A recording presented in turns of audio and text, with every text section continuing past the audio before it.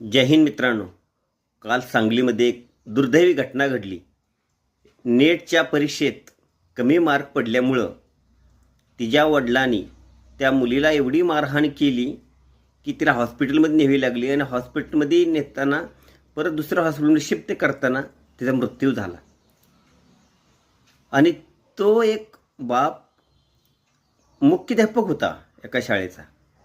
एक शिक्षक वर्ग असून जर असं करत असेल तर तर काय जनतेला तो घडवणार, काय देशाचा आधारस्तंभ करणार तयार. मुलीला एवढी मारहाण केली की डायरेक्ट तिचा मृत्यू होतोय. ह्याच्यापेक्षा दुर्दैवी घटना काय आहे.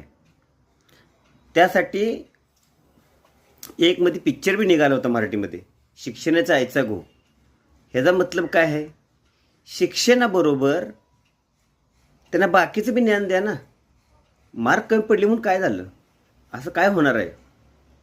एका पेपरावर तिचं आयुष्य थोडी पूर्ण अवलंबून आहे. ह्याच्यात मार्क कमी पडले म्हणून दुसऱ्या पेक्षा जास्त पाडेल. आणि विचार करा, तुमच्याबरोबरचे जे विद्यार्थी असतील ज्यावेळेस आपण असताना किती सरकारी नोकरी लागलेत. सगळेच सरकारी नोकरी लागली पाहिजेत का. 50चा पट असला तर त्यातलं फक्त 2-4 लोक फक्त सरकारी नोकरी लागतात, बाकी सगळे प्रायव्हेटमध्येच काम करतात. आणि हे जे असलं अत्याचारपणा आहे ना, हा बंद झाला पाहिजे. जय हिंद.